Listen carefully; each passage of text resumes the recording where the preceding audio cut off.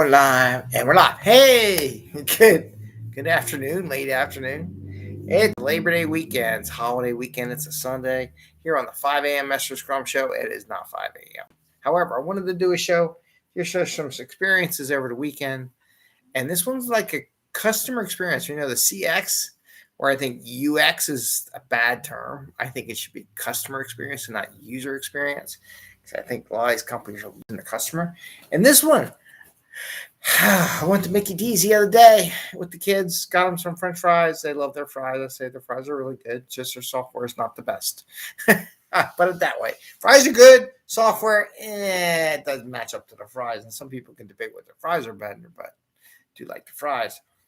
And the kids just got a treat the other day. So I wanted to share my experience watching user experience and why I say the user, the customer, should be the one operating software during demos, during sprint reviews, and it should not be the developer, and it should not be the product owner. We're going to dig into that a little bit. And this is the 5 a.m. Mester Scrum Show. I am Greg Mester, Scrum Master and Agile Coach. And on the show, we talk about Agile and Scrum in a practical and tactical way. So you can get value to your customer, not work those crazy hours to get that value to the customer, and have a kitty cat in the show. Come here, Bubbles. Say hi. Say hi. And that's Bubbles. Clickbait.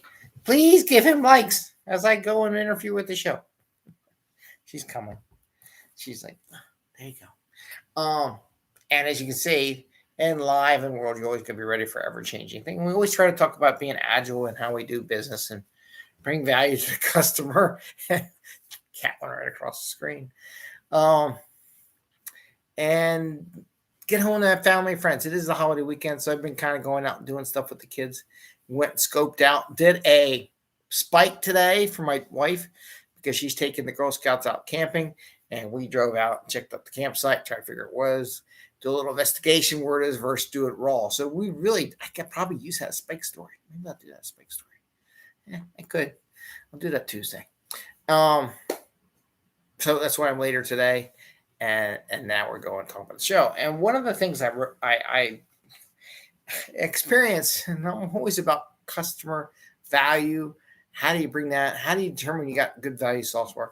How to make sure what you're doing is what the customer needs and is understandable.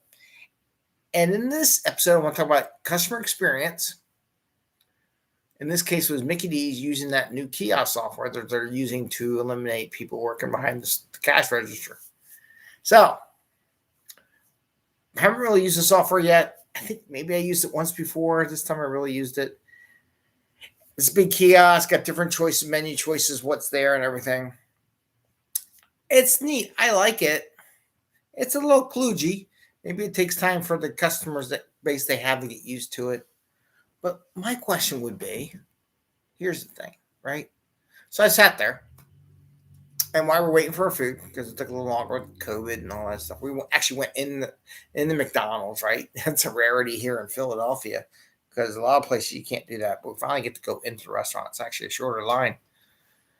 And I was watching this one customer he was frustrated, a little older. He was a little older than me, definitely older than me.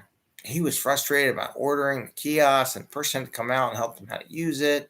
There's other people learn how to use it. It's not the best user experience or customer experience software I have seen on how to use it and how it's supposed to operate. Things are in different places. It's not eye level. Where you pay is like at a kid's level versus an adult who's going to pay, and you have to have a credit card and all that kind of thing. So what I'm getting at is I really wonder, and I see this on teams a lot, where you're the developer, you're coding something, you're building a piece of, you know how it operates. You know everything about that piece of software, how it's supposed to respond to everything. And when you demo it, you already know what it is. When you're a product owner, right? You wrote the requirements. There's a cat walking around. Bubbles, who came through here, is now going back around. Behind there, she's up on my desk getting in trouble. Okay, she's interfering with the show. And she's starting to get me upset. Bubbles! Oh, God. She's sending the dogs after her. Betty, go get the dog. Get the cat. Can I throw something at her? What do we got here? Piece of paper? Let's crinkle up some paper. It's a live show. I think she's frustrated because she's trying to eat, and I've been away all day. Bubbles. It's just a little. Oh, there she goes. Now she's gonna go down there and go get it. There she goes. Boom. Bubbles, by the way, has lost more lives in her lifetime than any cat I've ever owned. Anyway, so back to this customer experience. So the customer's all frustrated and everything. What I see is developers demoing the software, product owners saying this is how it operates, and they don't learn anything during the review. And that's what made me think about it. I can picture this whole software package being demonstrated at a review with people who wrote the software, designed the software, said this is what I want. And I really wonder, and I can't see McDonald's not doing customer feedback, but I can, because I see it every day. I see how people, well, this is what I want. Okay, are you getting in front of the customer? Well, no, we're going to demo it ourselves. So why don't you let the customer use the software and they can show how they do it? Some teams do, but a lot of teams don't. And I can see that being a problem.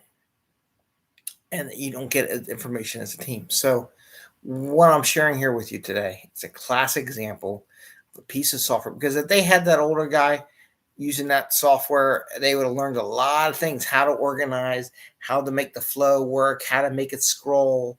You know, it's like supposed to be, I guess, supposed to look like a giant iPhone or something, or, you know, a smartphone. And so you can scroll back and forth, but it doesn't really operate that. It doesn't operate like a smartphone. It doesn't operate like a computer. It's something in between. And I think it's not naturally intuitive, right? On what to order, what you want, things like that. Had a tough time trying to find the chicken nuggets.